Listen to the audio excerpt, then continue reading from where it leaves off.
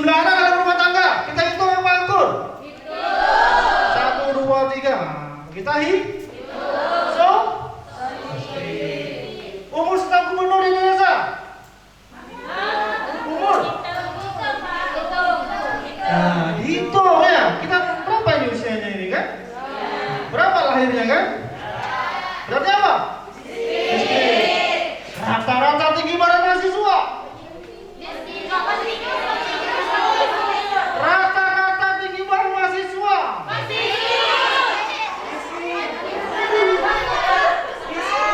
Halo. Tinggi badan memang diukur, tapi rata-rata dihitung. So, all this. Kalau suruh kasih jebakan Batman ya. Yes. Nah, ketemu dong tadi ya. Jebakan Batman saya ketemu. Halo, itu ya. Ya, jadi ini teman-teman hati-hati dalam membaca sesuatu. Maka saya bilang baca dengan hikmah, gitu ya. Itu poinnya. Oke, all discrete. Semua discrete. Oke, karena rata-rata bukan diukur. Tinggi badannya memang diukur, tapi rata-rata dihitung. Oh iya. Ya maksudnya. Pak Suron pagi-pagi bikin lapar ya. Namanya hipoglikemia nggak Pak Suron? Oke, ya. Sebelum minum boleh ya? Minum. Boleh. Oh enggak dong. Nah, kalau gitu urusan Anda kalau gitu ya. Kalau kebijakan saya seperti itu. Tapi kalau untuk masalah pengadaan saya nggak paham, gitu ya. Baik. Saya tekan tadi teman-teman. Nanti ada sisa sedikit lagi ya. Sumber primer seperti tadi saya bilang, saya tekankan lagi, mengukur, menghitung sendiri dalam bentuk angket. Angket apa Pak Suron? Seperti kuesioner. Ya. Sumber sekunder tadi bisa buku, rekam medis. Ya, Anda punya catatan apa itu boleh dikatakan sebagai data sekunder. Sama seperti tadi. Ada metode pengumpulan data teman-teman. Ya, yang sekarang kita lihat bahwasanya Pak, metode pengumpulan data ini keuntungannya apa? Yang pertama adalah interview. Interview itu gimana Pak Suron? Seperti kita melakukan proses wawancara. Ya, betul. Lihat, metode ini relatif lengkap. Kenapa lengkap? Semuanya ditanyakan. Bisa kan? Bisa. Yang kedua, akurat. Jelas, karena yang ditanyain dia harus menjawab. Informasi yang Anda lebih konsisten. Ya, betul. Wawancara lebih mengalahkan pertanyaan misinterpretasi. Ini kelebihan dari wawancara. Sekarang saya tanya, teman-teman pernah enggak main-main ke mall tuh, besar-besar Surabaya? Pernah ya? Di sini saya pernah teman-teman, di situ ada tulisan gini. Yang kencing harap disiram. Apa di main Anda? Yang kencing harap disiram.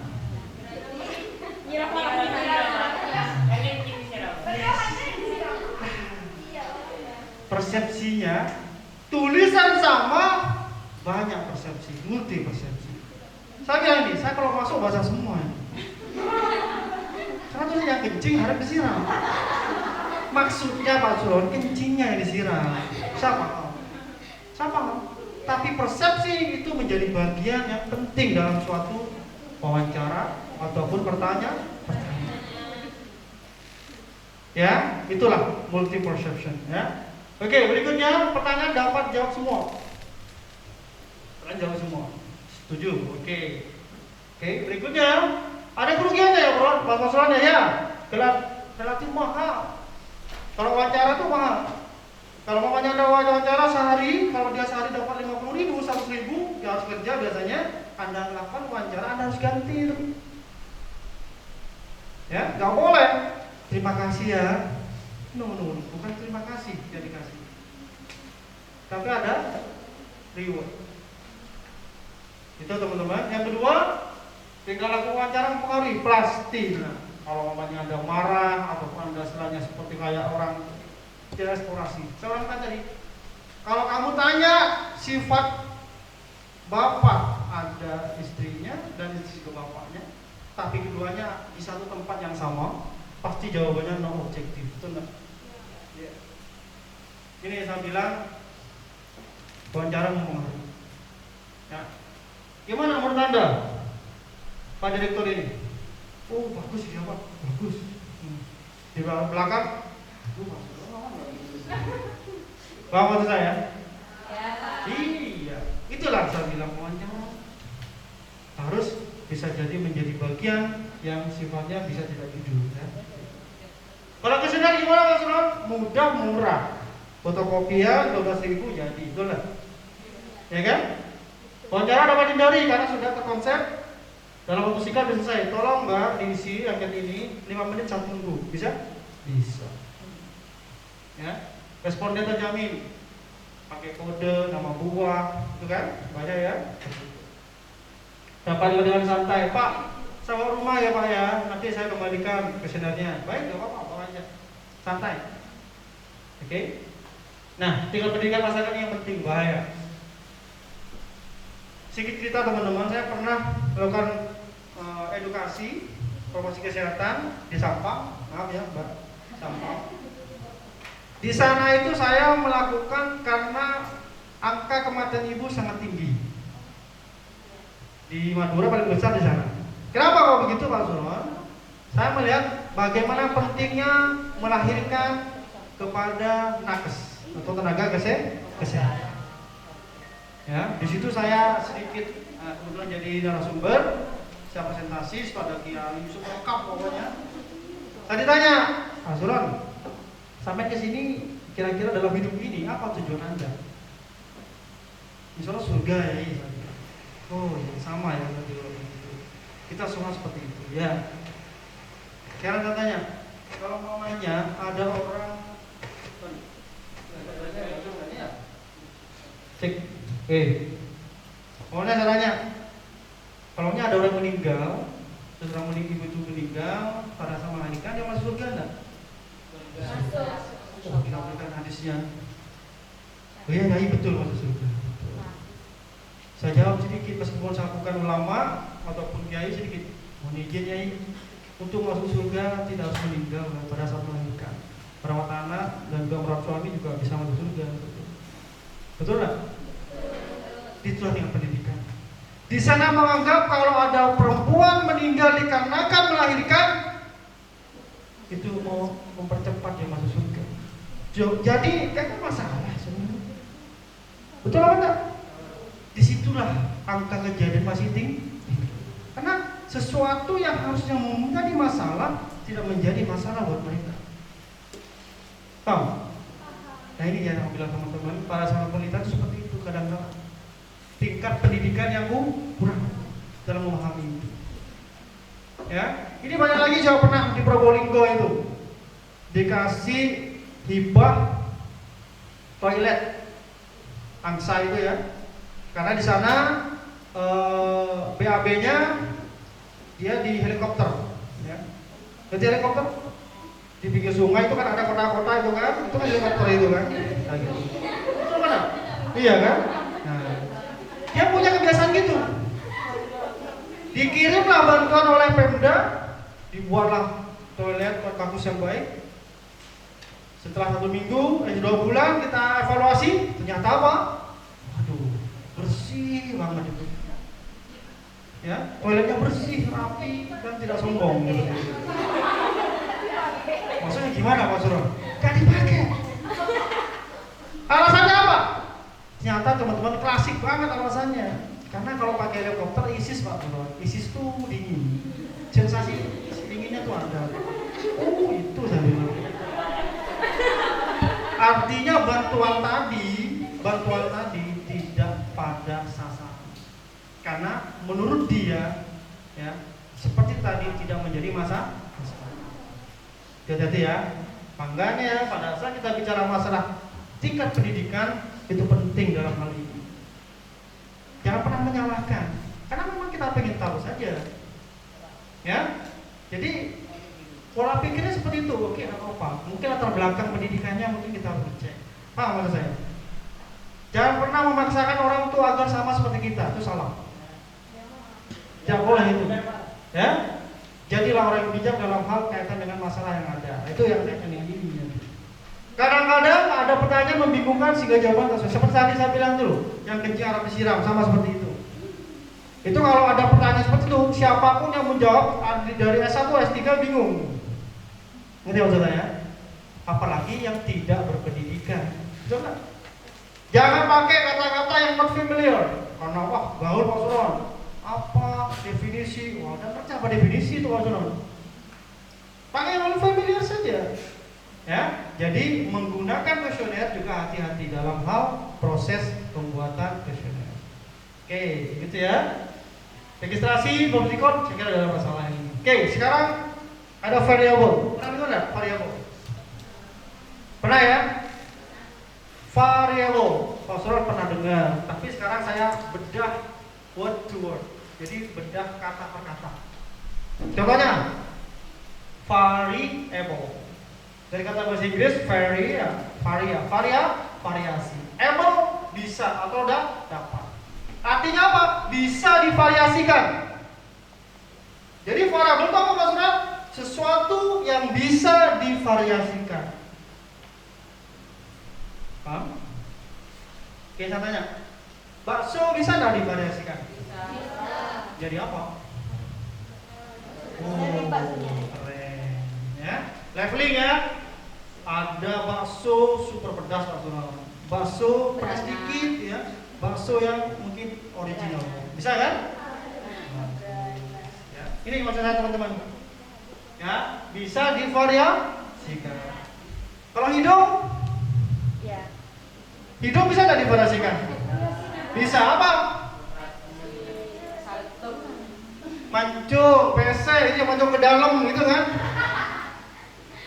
Paham ya? Itu gitu ya, bisa ya? Bisa. Jadi saya ulangi, variabel adalah sesuatu yang bisa divariasikan. Kalau dalam penelitian person apa contohnya? Kepuasan bisa nggak divariasikan? Oke, udah bagus. Ya, oke. Sekarang ada dua variabel dalam satu penelitian. Yang pertama adalah ada yang independen, ada yang dependen. Pak Suron, saya pernah dapat ini Pak Suron. Variabel independen itu variabel bebas. Maksudnya gimana? Ya bebas Pak Suron, lepas dari penjara itu, bukan kan? Maksudnya apa? Ini yang bahasa yang muncul di buku-buku statistik. Variabel bebas. Bingung nggak? Bingung. Sekarang saya pakai kata-kata saya sendiri dengan berubah mempengaruhi sifatnya. Jadi kalau independen mempengaruhi, kalau dependen dipengaruhi. Langsung dibalik. Oke? Kalau hipotermi atau hipertermi dengan antipiretik gimana? Atau apa? Mana yang independen, mana dependen? Hipertermi dengan antipiretik. Antipiretik. Mana yang independen, mana dependen?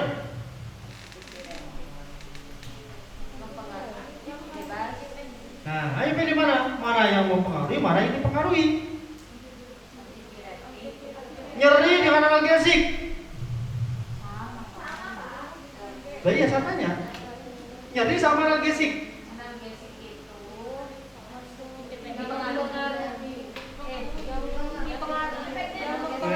ayo. Obat anti analgesik gitu kan ya? Nah, anti analgesik masalah dengan nyeri, berarti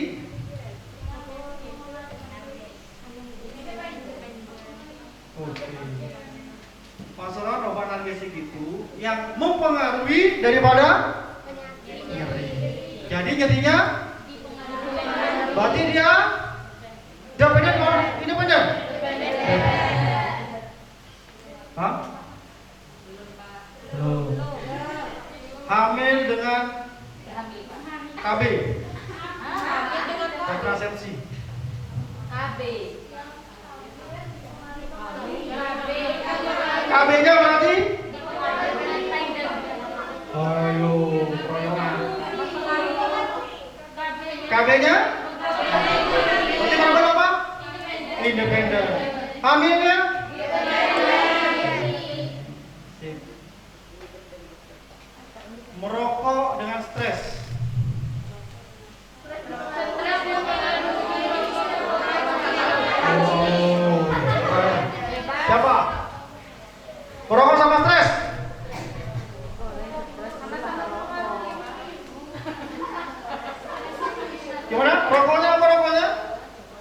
Dipengaruhi oleh Rokok.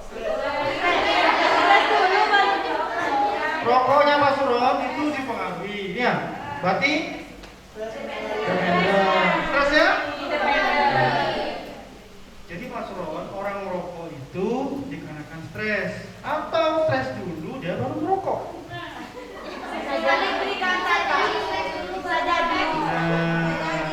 Ternyata Pak Suron ada variabel lagi namanya. Apa itu? Resiprokal atau kovarian, saling mempengaruhi. Jadi variabel independen memang variabel independen adalah variabel yang mempengaruhi. Dependen adalah yang mempengaruhi. Oke. Jus jambu dengan trombosit.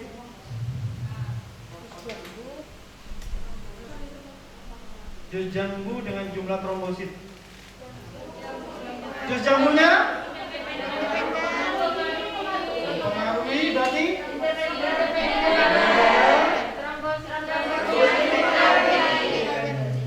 sip. Oke ya. Itu ada variabel yang hubungannya kausalitas atau sebab akibat. Kalau tadi saya bilang bahwasanya saling mempengaruhi berarti resiprokal. Ya, rokok dengan stres, stres karena merokok atau merokok karena stres. Oke. Tapi kalau jus jambu dengan trombosit, apakah trombosit bisa mempengaruhi jus jambu? Itulah yang disebut dengan kausalitas, sebab akibat. Paham? Kalau batuk, bagus pertanyaannya. Ya, kritis itu. Batuk dengan apa Pak Suron? Kalau dengan cuaca?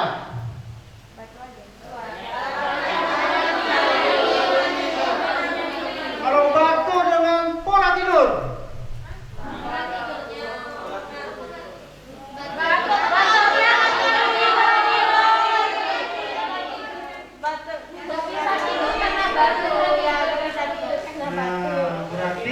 Batunya awalnya yang jadi dependen sekarang menjadi independen. Tom? Wah, senang sekali saya kalau seperti ini. Ya, Pak Suron bingung sedikit apa apa. Memang butuh glukosa ya kalau pelajaran ini. Apa ya? Baik, saya kira sudah oke teman-teman ya variabelnya. Saya ulangi tadi ada yang kausalitas sebab akibat dan bisa dibalik. Jus jambu nggak bisa dibalik sama trombosit Pak Suron. Yes, kalau tapi stres sama merokok bisa ya? Resiprokal. Oke? Saling mempengaruhi. Oke, skala pengukuran. Nah, kira teman-teman pernah dengar itu pasti ya. Skala pengukuran Pak Suron. Apa itu Pak Suron? Jadi skala pengukuran di dalam penelitian ada 4 teman-teman. Hanya ada 4. Apa ya Pak Suron? Karena apa? Disinilah variabel itu divariasikan dan diskalakan. Contohnya apa sih? Gimana Pak Suron? Contoh. Yang pertama, skala pengukuran ada disebut dengan nominal. Pak Suron, dia punya sifat atau punya ciri. Apa Pak Suron? Satu aja cirinya dia. Apa? Hanya membezakan saja. Apa? Hanya membezakan saja. Oke. Jadi kalau membezakan langsung dia nominal ya, bukan normal. Sekarang tanya, kalau nomor rumah Anda nominal ya? Adakah nomor 1 lebih baik daripada nomor 100? Oke. Plat nomor mobil nominal. Jenis kelamin laki-laki perempuan hanya membezakan saja, oke? Nah, gampang ya. Ini tidak usah ditulis ya, teman-teman pahami saja. Nominal berarti kata Pak Suron hanya membezakan saja. Pokoknya berbeza sudah, ya? Baik. Ordinal, gimana Pak Suron? Nah, kalau ordinal harus fardhu ain, harus ada apa? tingkatan. Semester 1 beda dong semester 5. Betul? Juara 1 beda dong sama juara 2. Berarti ini apa? Ordinal. Oke. Berikutnya apa Mas Ron? Nah, ini. Apa Mas Ron? Interval skalanya. Ya. Kalau di buku kayak gini. Ini saya buku memang sengaja saya tulis. Apa contohnya Mas Ron? Lihat yang hijau merah teman-teman. Tidak mempunyai non mutlak. Paham enggak Anda? Wah, bingung ira karuan. Saya aja dulu teman-teman pada saat kayak teman-teman ini opo maksudnya tidak mempunyai non mutlak. Di buku-buku seperti ini sih rata-rata bunyinya. Kadang-kala teman-teman kita itu membaca sesuatu tapi tidak tahu maknanya dan kita katakan aja. Apa maksudnya? Itu sering kita lakukan. Itu perlu dirubah. Kadang-kala kita mempunyai kata-kata yang kita tidak paham apa yang kita ngomongkan. Ya? Sekarang saya rubah bahasa buku ini. Saya rubah nih contohnya. Tidak mempunyai non mutlak saya rubah menjadi nolnya masih bernilai. Bingung enggak? Masih bingung Mas Bro. Sekarang saya tanya. 0 derajat Celcius ada enggak? Ada. Min 40 aja ada. Betul? So kalau begitu nolnya masih bernilai. Paham sekarang? Paham. Jadi pada Anda baca tidak mempunyai non mutlak, maksudnya piye? Saya lupa dengan kata-kata nolnya masih bernilai. Selain suhu apa? Coba apa lagi? Oh gitu. Ada tahu enggak selain suhu apa? Nolnya itu masih bernilai. Enggak tahu? Kilo? Gak ada Mas. Nolnya tuh masih bernilai Mas. Dan paham gak? Tunggu ya jawabannya ya. Kita bandingkan dengan berikutnya. Nanti saya jawab. Nih berikutnya adalah satunya ada apa? Rasio. Apa rasio? Yang kata yang merah. Nolnya. Nah, tidak nolnya tidak bernilai. Kita bandingkan aja. Kalau rasio nolnya tidak bernilai. Tapi kalau interval nolnya masih bernilai. Oke, sekarang contohnya Mas Ron.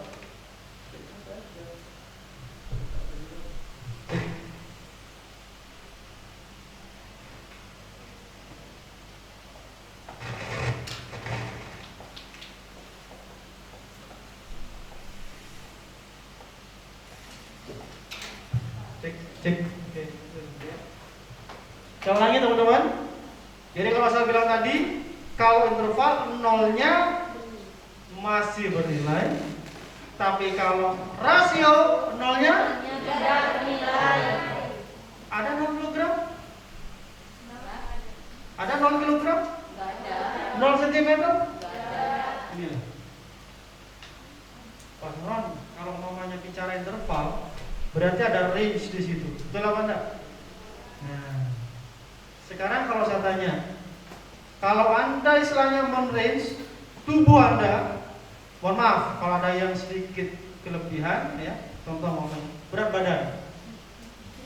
Berat badan ini dibagi menurut Depkes 2019 dan juga WHO, di atas 70 obesitas.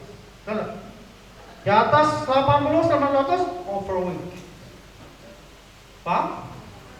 Nolnya bernilai enggak kalau begitu dia? Halo, nolnya bernilai enggak? Bernilai kalau dibuat range. Paham?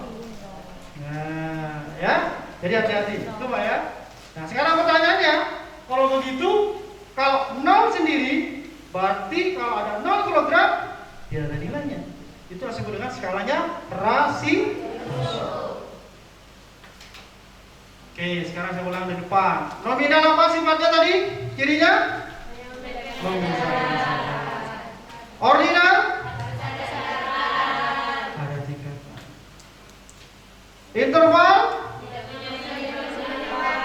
nolnya masih benar. Rasio? Gampang ya? Kalau sananya warna kerudung, skalanya apa? Warna kerudung hanya membedakan saja.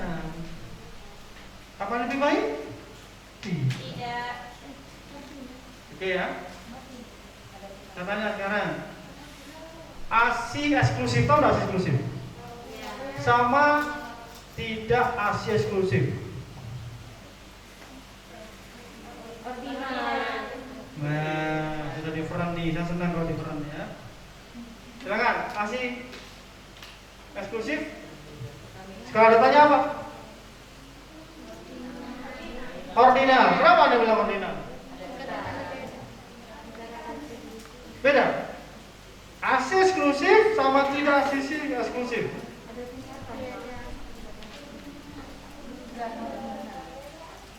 Ada kategori ini. ASI eksklusif, tidak ASI eksklusif. Ini ada bayi. Ini bayi yang ASI eksklusif. Ini bayi yang tidak ASI eksklusif. Skalanya? Nominal. Why? Kenapa nominal Mbak? Membedakan saja. Ada berapa lain? Solid? Sekarang katanya, menurut Anda, yang lebih baik yang mana? Yang ASI eksklusif sama yang tidak eksklusif? ASI eksklusif kalau begitu? Ordinal. Halo, saya ulangi. Meskipun di dua kotoms kategorinya ada dua, tidak selalu nominal. Paham? Hati-hati. Ya, meskipun pilihannya dua di kotoms, tidak harus nominal. Ada diferensi dari situ, tingkatan. Jelas. Ya, kalau ada diferensi, ada tingkatan, lebih baik yang A dan B, jelas satu ordinal. Saya ulangi, kadang-kadang teman-teman kalau sudah dikodok, wah ini nominal ini Pak Surat. No, tidak selalu. Oke, ya, kalau begitu.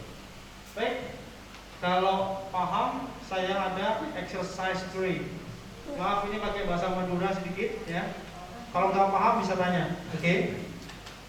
Which data set consists of data at the nominal and ordinal? Pilih mana, ya? Data berikut ini yang ordinal atau nominal. Baca dengan hikmat, oke?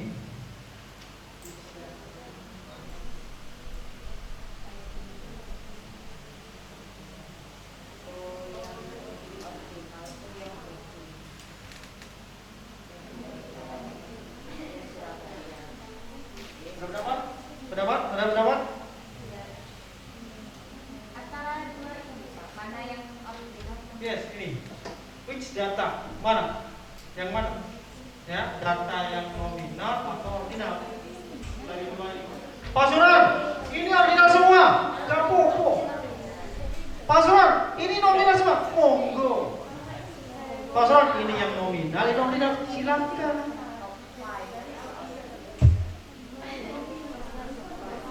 Ada pendapat? Oke, silakan. Top 5 di program apa nih? Nominal, oke. Anda? Yang ini?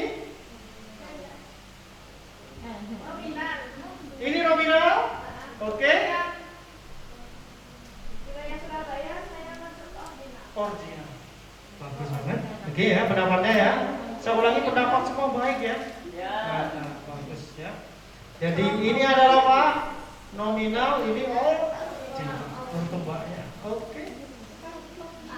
Ini ada lagi yang lain? Kalau yang program TV itu ordinal. Oke, ini ordinal, ini nominal.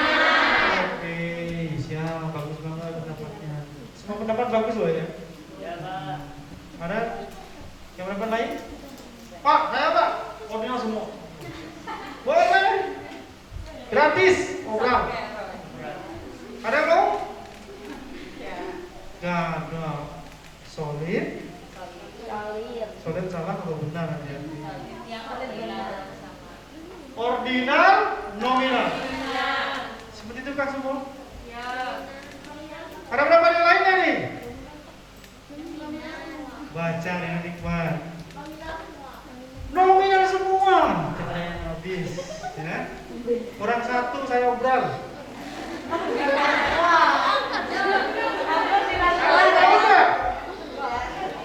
Ada mau? Ordinal semua ada mau?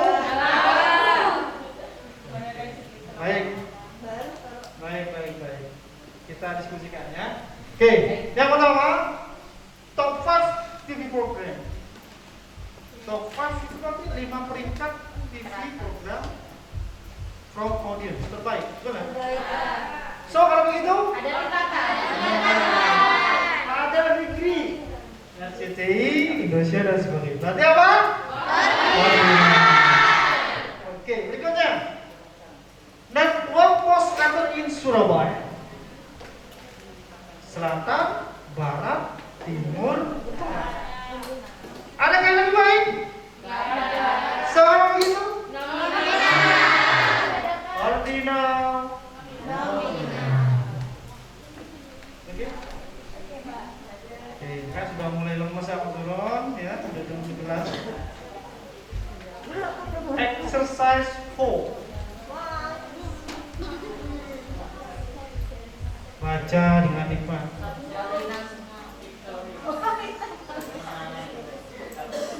Interval or ratio.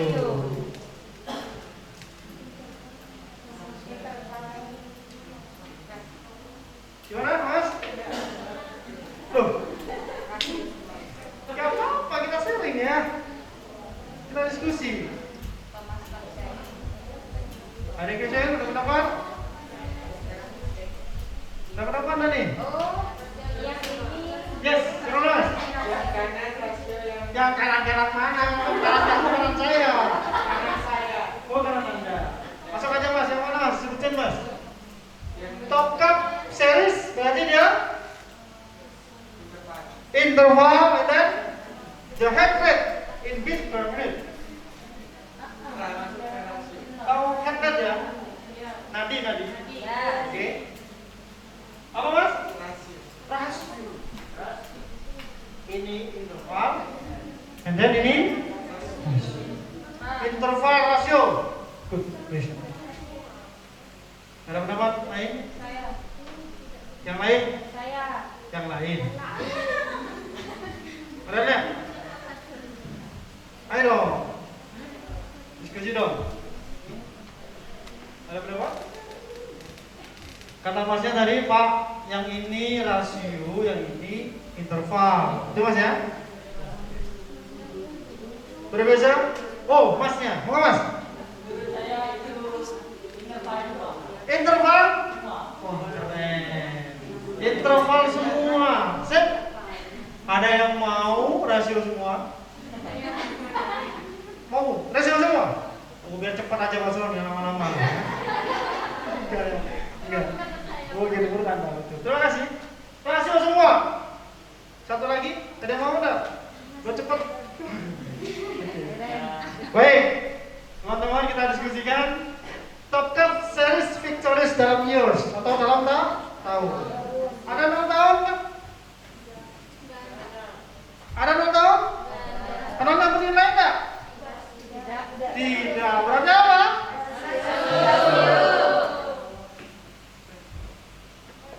Nadi, ada enggak 2 kali per menit?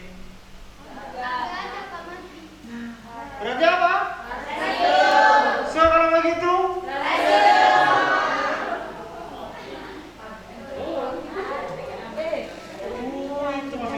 Ya, itu maksudnya. Tadi sama ya maksudnya. Oh ada. Oke, alhamdulillah ya. Siap ya. Nolnya nggak bernilai. Oke. Paslon ini bukannya interval paslon. Gak ada sakitan interval di sini. Cuma disebutkan tahun kan? Iya. Ya. Baik. Exercise 4. Pernah dengar RM? Retardasi mental? Pernah dengar enggak? Oke. Barusan dengar Mas Ron? Oke. Loh, betul kan? Makanya jangan bilang enggak, salah ya. Which data interval or ratio ini?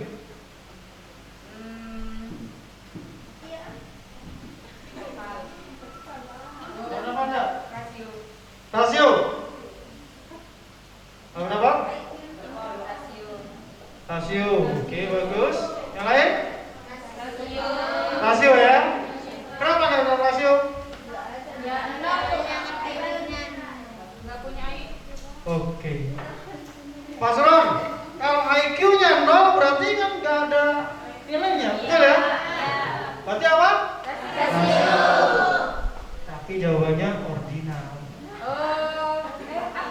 Tuh, Pak Ron ini kalau main jebakan main lima pertanyaannya Mas Ron, interval apa rasio? Iya. Itulah pelatih kritisasi. Kenapa kalau begitu? Kita lihat ada ringan, sedang. Oh iya. Ada tingkat.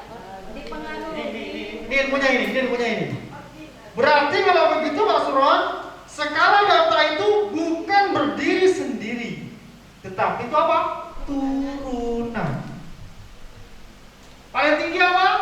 Rasio. Yang kedua, interval. Yang ketiga, ordinal. Lalu yang terakhir, nominal. Ini data apa? Rasio. Angkanya salah. Tidak salah. IQ 0 memang itu rasio. Tapi saya turunkan menjadi apa? Interval 50 sampai 70. Paham? Saya turunkan lagi menjadi apa? Ordinal. Seperti yang berat badan. Contohnya, berat badan itu sekarang apa? Coba tanya. Berat badan.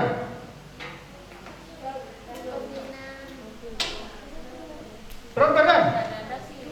Rasio 0 kilogram. Tapi saya bisa jadikan menjadi ordinal. Tadi saya contohkan menurut WHO. Di atas 70 obesitas. Di atas 90 bisa overweight. Artinya itu sebenarnya data skala datanya rasio, saya jadikan interval, saya turunkan lagi menjadi ordinal. Kurus, gemuk, obesitas, overweight. Ordinal lah bukan? Ordinal. Saya tanya, hipertensi. Normalnya berapa tekanan darah? Skalanya apa itu? Sebenarnya skalanya apa? Loh, ada kan 0? Apa satuannya? Tekanan darah. Apa yang memang gitu?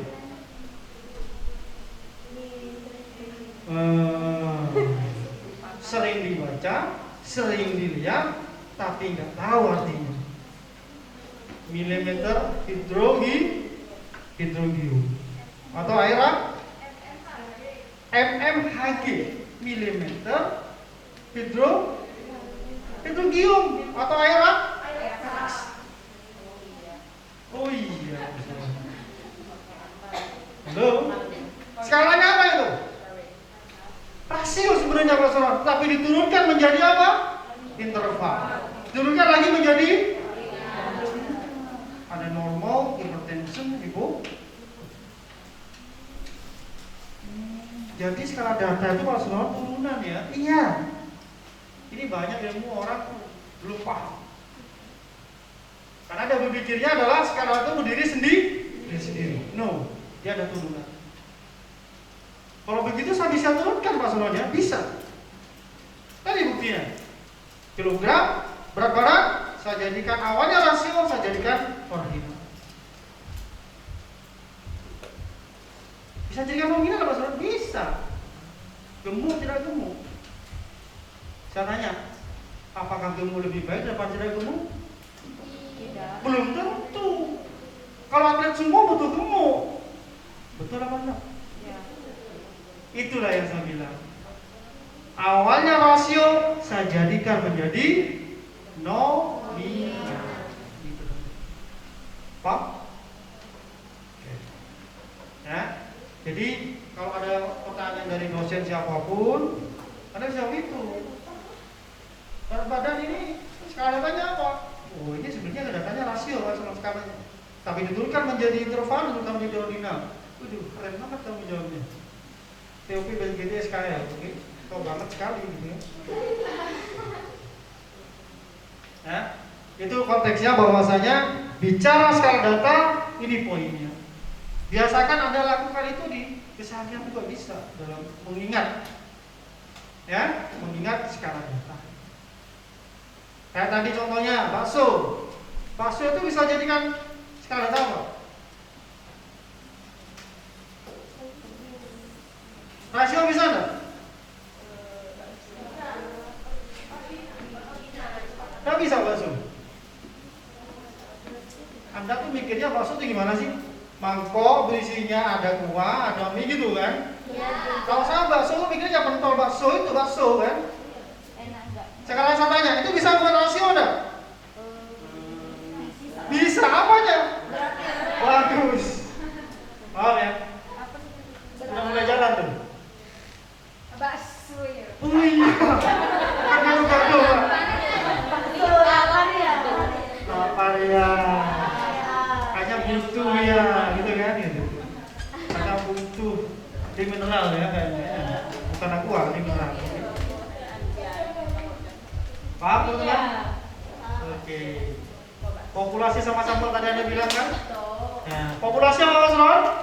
Semua objek yang generalisir. Sama kayak gini semuanya adalah populasi. Sampelnya sebagian. Contoh. Tadi saya contohkan teman-teman bahwasanya pada saat teman-teman punya contoh ada di dalam cangkir itu teh. Kalau Anda ingin tahu bahwanya teh itu manis apa enggak, gimana caranya? Gimana caranya? Gimana caranya? Nah, diambil pakai apa? Sendoknya sendok apa? Sendok. Sedikit ya? Biji dulu manis. Itu ada caranya mengambil data atau sampel. Kalau diminum, itu haus itu namanya. Betul. Ini saya bilang, kalau orang mengambil sesuatu kesimpulan dari suatu sampel, itu seperti itu caranya. Tidak perlu diminum semua untuk mengatakan bahwasanya teh di dalam gelas itu manis. Itulah teknik sampling. Oke. Jadi kalau Anda menurut Mbaknya, Mbak, menurut Anda cinta itu apa? Cinta itu apa menurut Anda? Apa cinta menurut Anda? Oh, rasa, katanya banyak cinta itu apa? Rasa. Rasa apa nih? Rasa barbecue? Itu aja rasa ya. Rasa. Kalau Mbaknya, apa cinta Mbak? Hah? Apa cinta? Love. Apa itu? Apa? Nggak tahu. Oke. Saya yakin teman-teman, karena banyak tanyakan cinta, karena ada usia Anda itu cinta itu yang dapat adalah boyfriend or girlfriend. Betul apa enggak? Tapi Anda cinta sama ibu apa enggak? Ya biasa aja gitu loh. Karena image Anda adalah cinta yang saya tanyakan pasti boyfriend, girlfriend. Bukan itu. Cinta sama Allah, sama aja kan? Mbak ya? Jadi jangan bilang nggak tahu lah. Cinta nggak? Karena cinta aja. Ini yang saya bilang teman-teman. Persepsi sesuatu. Kalau menjadi seseorang, salah satu dengan sedikit tes saja. Oh, Anda kamu di sana. Ya? Kalau tadi rasa, betul, rasa memang, ya, rasa ke siapa kan nggak tahu kan gitu kan? Nah, ada yang bilang Pak, saya itu maaf, shit, kenapa? Baru fraktur hepatika. Tuh, apa maksud fraktur patah, hepatika hati, hati. Ngerti maksudnya? Nah, itu terjadi kalau seorang mengalami proses penelitian di populasi dan sampel. Jadi kita mengambil sedikit cukup menentukan, mengeneralisir atau menyimpulkan yang banyak. Teh diambil sedikit untuk menyimpulkan bahwa semua teh yang ada di gelas itu manis. Oke, exercise 6. Hasil sosial penduduk di Indonesia meningkat sampai 40%. Saya tanya, ini data sekarang tanya apa? Atau penelitian apa ini? Tadi di awal kan ada deskriptif sama inferensial. Mana yang deskriptif, mana yang inferensial? Contoh yang mana? Ada pendapat?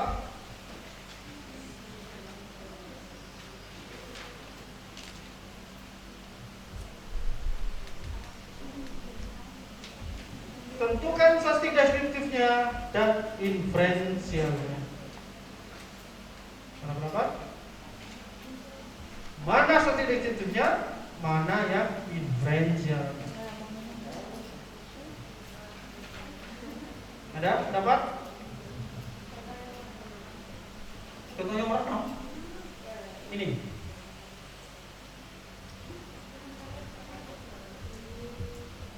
Ini contoh nomor 6. Tapi pertanyaan yang ini ya. Pertanyaan yang nomor tuh itu. Tentukan statistik deskriptif dan inferensialnya. Pak Suron, menurut saya sampai sini Pak Suron. Nah, ini deskriptif. Bisa?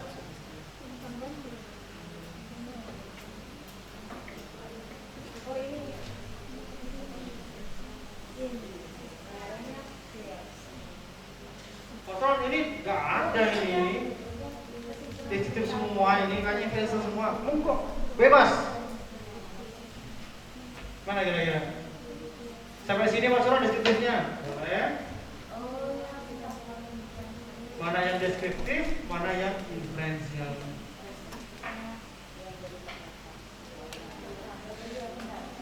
Pendapat? Yes, silakan. Koma sini ya. Ini ya. Itu apa? Inferensial. Ingat tadi ya, saya ulangi. Deskriptif tidak ada kesimpulan. Inferensial oke. Sekarang tentukan mana deskriptif, mana inferensial. Silakan. Gimana Pak? Pak, sampai sini inferensial ya. Berarti sampel penelitian pada pria usia 64 tahun didapatkan pada yang belum nikah itu inferensial. And then oke. Inferensial sampai sini. Dan ini adalah deskriptif. Any question? Yang lain? Different? Sama?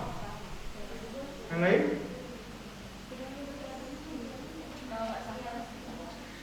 Kalau nggak sulit, Pak Suron salah semua. Sulit? Insyaallah. Woi, sudah pernah lagi. Mau masuk kamar, Mbak? Deskriptif semua berarti ya. Oke. Terus diferensialnya?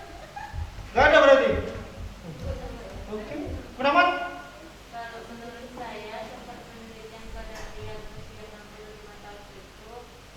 Sampai sini, Mbak? Iya. Oke. Deskriptif? Didapatkan sampai yang mencapai umur 65 tahun. Inferensial. Terus? Sudah. Oh. Inferensial? Sampai meninggal. Oh, sampai sini maksudnya. Oh, begitu. Baik, terus sama marah ya. Baik. Terima kasih. Jadi inferensial dan deskriptif. Sorry, deskriptif sampai sini, baru inferensial. Oke. Ada berapa lagi? Inferensial semua. Dan kita selesai Mas Bro. Setuju itu. Oke. Baik, kita diskusi sedikit. Ini teman-teman, saya membuka bagaimana teman-teman mengeksplorasi di dunia statistik kesehatan. Salah satunya kita berbicara seperti ini, bermain dengan analogi, logika, dan juga analisis. Kita lihat, kita baca dikit teman-teman. Sampel penelitian pada pria berusia 65 tahun didapatkan pria Anda yang belum menikah, terdapat 60-70% hidupnya mencapai umur 65 tahun. Sedangkan yang menikah 90% hidupnya mencapai umur 65 tahun. Mana deskriptifnya? Terdapat sampai tahun. Semuanya deskriptif. Oh. Gak ada di sini kesimpulannya. Apa kesimpulannya? Bahwasanya orang yang sudah menikah usianya lebih panjang. Makanya yang belum menikah cepatlah menikah.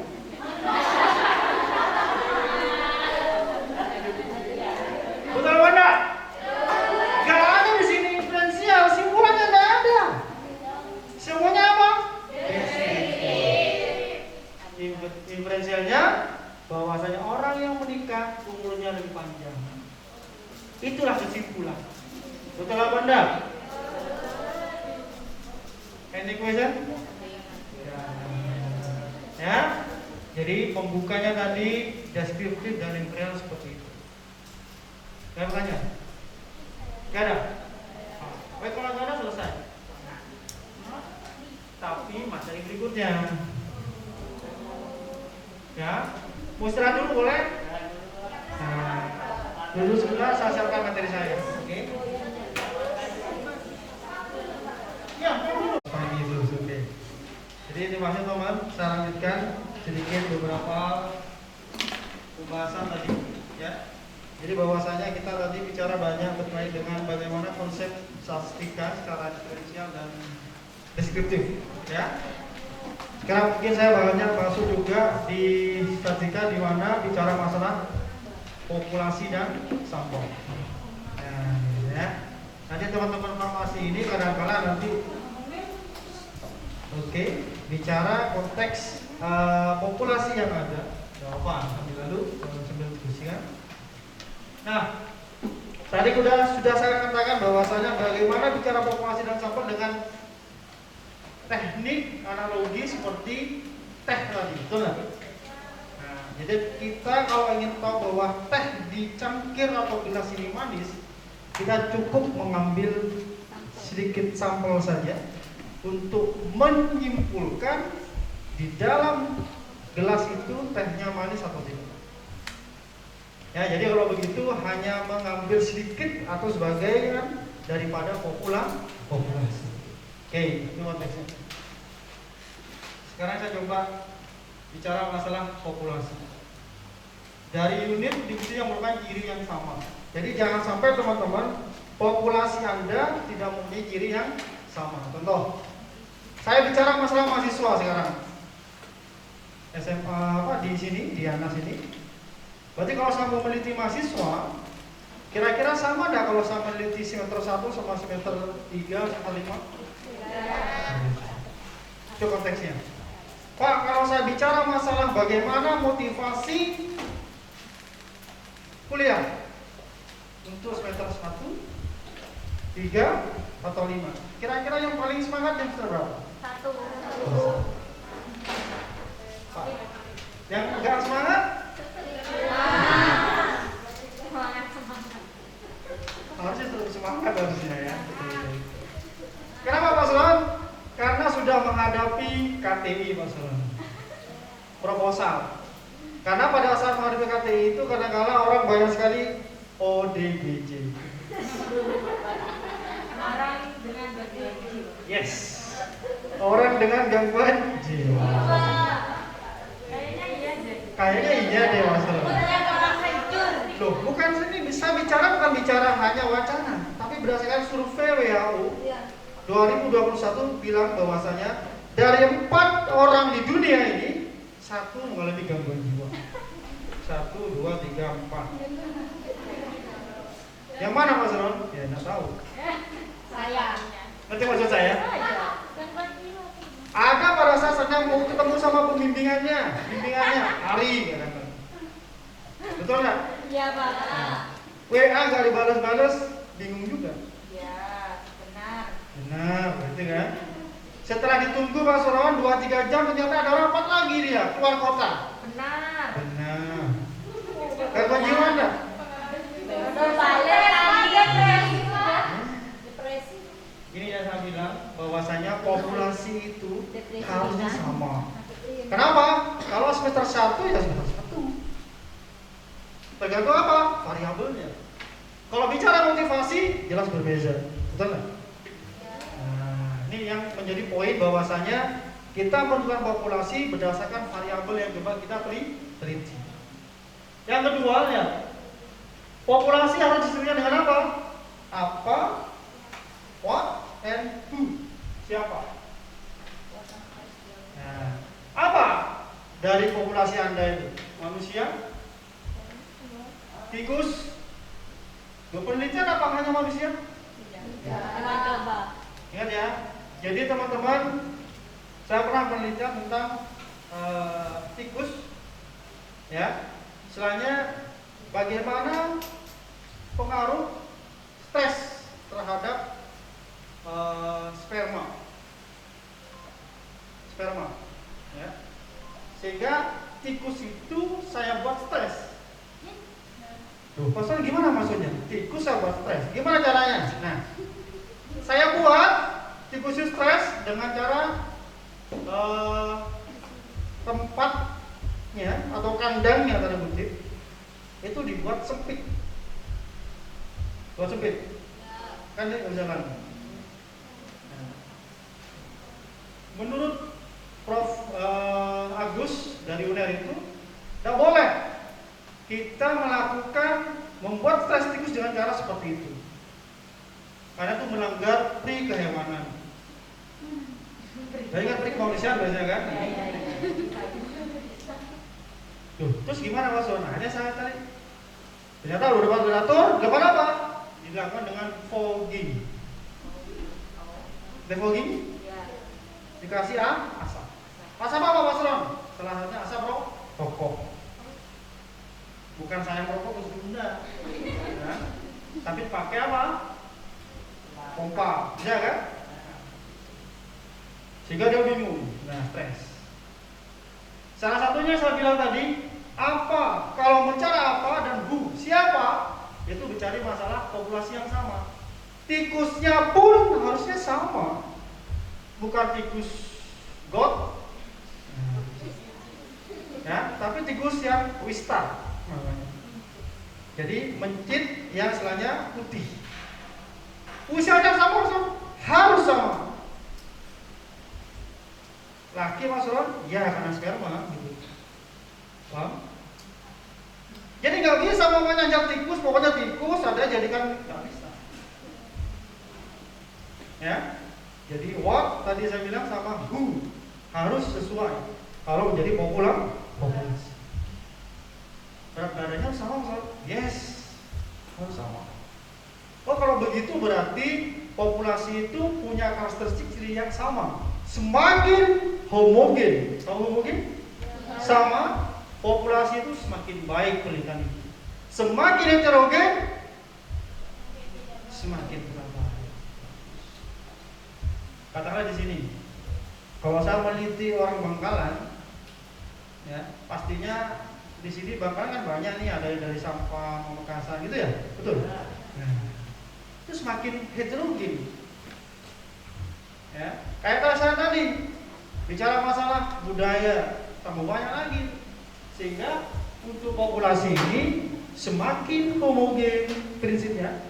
Tolong dipegang ini, semakin homogen semakin baik, semakin heterogen semakin tidak baik. Next, apa masalah di mana? Kalau Anda meneliti Bangkalan ya Bangkalan. Kalau bisa gitu. Orang-orang Bangkalan. Jangan ada orang Papua di sini, ngomongnya gitu. Kenapa? Pola pikirnya berbeda. Mau? Kayak contoh tadi mamanya, masalah makanan. Orang Solo sama orang Madura berbeda.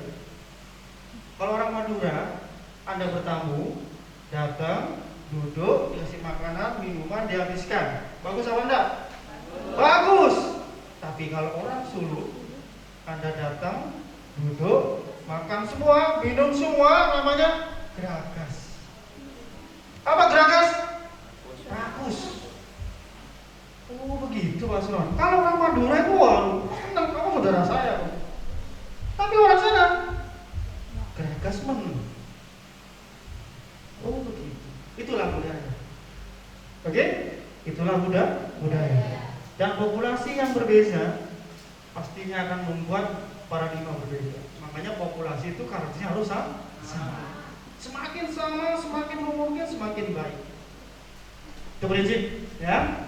Prinsip dalam membuat populasi. Yang kedua, kapan maksudnya? Waktunya ini. Kalau saya sekarang meneliti tentang semangat belajar dari pagi sama siang sekarang, berbeza atau sama? Berbeda. Berbeza. Kalau pagi tadi kayaknya seger banget Pak Suran, semangat saya sekarang sudah mulai oksigen menurun gitu kan. Betul nggak? Iya. Habis makan Pak Suran sehingga oksigen. Kenapa orang habis makan kok tidur? Yang tidur? Kenapa? Ngantuk. Kenapa? Pertanyaan itu why? Karena apa? Konsentrasi oksigen dalam otak berorientasi pada abdomen. Otomatis oksigen dalam otak menurun apa enggak? Menurun. Salah satu ciri orang ngantuk adalah oksigennya menurun. Halo. Ya, jadi jelas. Saya ulangi, populasi harus apa? Siapa? Harus sama. Yang kedua, di mana and when atau kapan juga harus sama. Teman-teman di farmasi kira-kira kalau hormon insulin sama enggak fluktuatifnya di pagi, siang dan malam? Berbeda. Kalau Anda ngasih obat, contoh pada obat anti diabetes, yang bagus kapan? Sebelum apa? Kira sebelum maghrib namanya. Atau pada asar, enggak kan? Paham ya? Itu konteksnya. Kenapa? When, kapan, what, apa, dan who. Itu jelas. Makanya semakin homogen semakin baik. Baik. Kita cek. Ini bahasa panjang kali ini nggak usah dihafalkan. Ambil poinnya saja. Contoh ini. Lihat. Idealnya penelitian dilakukan pada populasi. Penelitian populasi adalah studi populasi atau sensus. Idealnya kalau populasi itu sensus. Sensus apa bedanya sama survei? Same or different? Pak, itu beda bahasa saja Pak Sun. Kayaknya. Survei membuktikan. Betul. Kalau sensus itu, populasi namanya. Ibu-ibu melakukan job keluar anaknya, dihitung enggak tuh? Dihitung namanya sensus populasi. Tapi kalau survei, ibu-ibu rumah tangga, ibu-ibu arisan, berapa persen? Itu kan? Ya. Nah, itu namanya survei. Sama dengan sampel. Bahasa kerennya survei atau sampel. Populasi, bahasa kerennya sensus.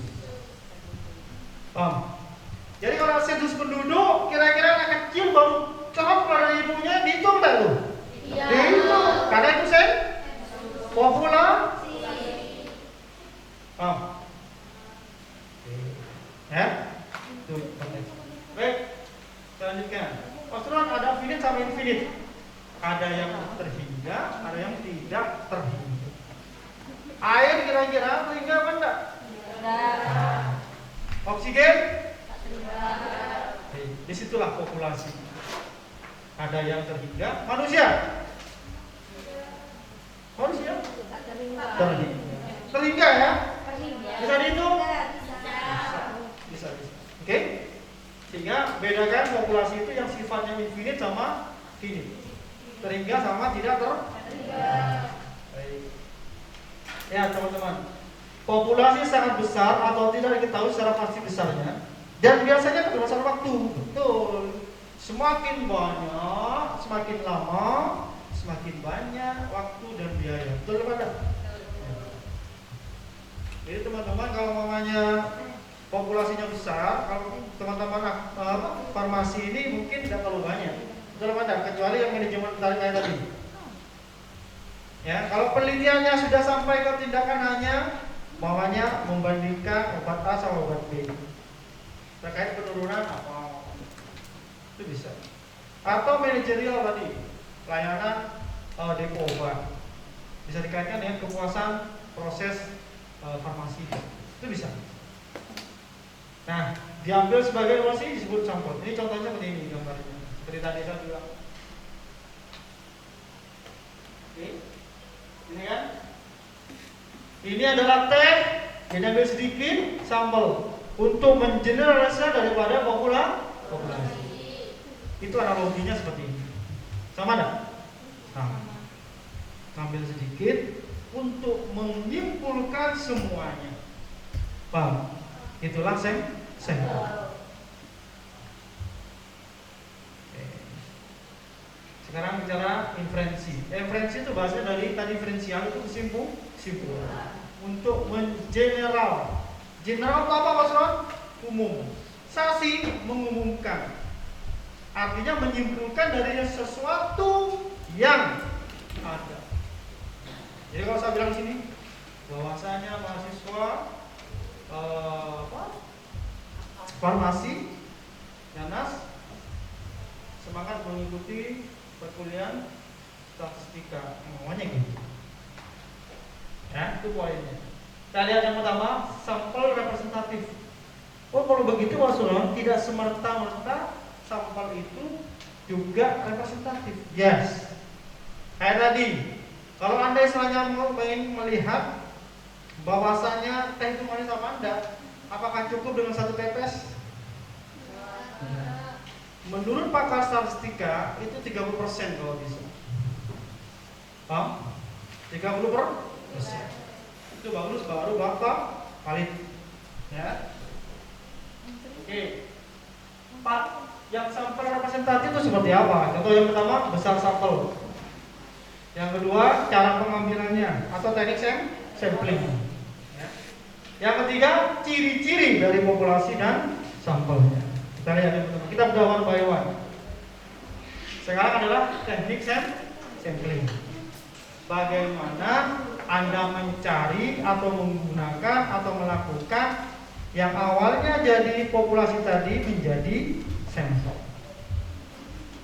Gimana caranya mengambil teknik samplingnya Pak Saron? Nah ini contohnya. Yang pertama ada dua cara. Apa ada? Yang pertama adalah probabilistic random. Kayak Anda arisan. Arisan pernah ya? Ya. Kalau kan, nah itu namanya random. Mengacak. Kalau non probability berarti non random, tidak acak. Saya mau meneliti di sini, makanya tadi motivasi teman-teman farmasi. Yang saya ambil yang datang lebih dulu, bisa nggak? Nah, 10 menit datang lebih dulu, katakanlah seperti itu. Jadi saya sudah menggunakan yang acak bukan kalau begini. Ya. Yang namanya random atau acak itu siapapun mempunyai kesempatan yang sama untuk dijadikan sampel. Bukan yang hanya datang lebih dulu. Saya mau meneliti tentang bagaimana pengetahuan teman-teman setelah mengikuti pembelajaran di awal tadi. Yang saya ambil adalah yang dulu di depan saja. Saya random apa enggak? Salah apa barusan? Non random.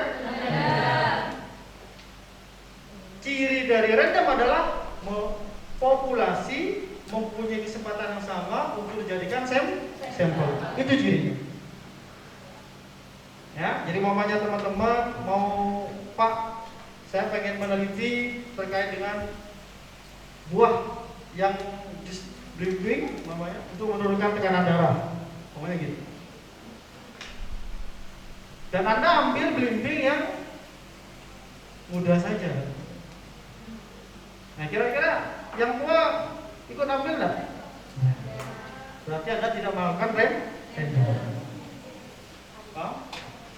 Ada dua cara ya, teknik sampling. Yang pertama adalah random, yang kedua adalah non random. Bahasa kerennya probabilistik atau non probable. Oke, nah sekarang dibagi lagi Pak Sulang. Dua ini dibagi lagi.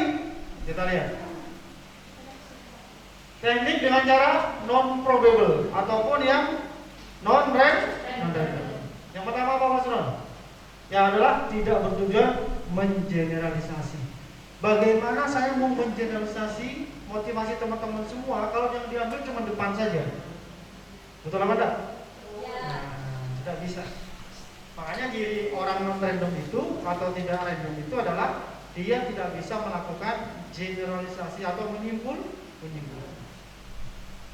Berikutnya ada siapa? Deskriptif.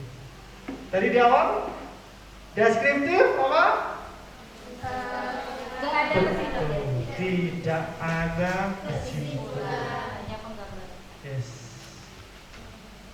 Nah ini macamnya accidental sampling, judgmental sampling, quota sampling, snowball sampling. Oke, ini adalah macam-macam dari non probable. Maksudnya kayak apa? Nanti saya bedah one by one. Oke.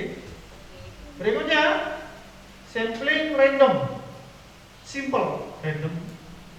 Yang kedua sampling random sistematik. Ya. Yang ketiga berstrata atau stratified random sampling. Oke. Yang keempat cluster random sampling. Oke. Di sini jelas ya. Yang random ini adalah yang non random, ini yang random. Kita bedah one by one. Oke. Pertama adalah sampling kuota. Kayak apa teman-teman? Jadi teman-teman, kalau sampling kuota ini kita sudah menentukan berapa populasi yang akan sampel yang akan kita dapatkan. Pak Soal, saya mau ambil teman-teman farmasi ini 20 orang saja. Boleh?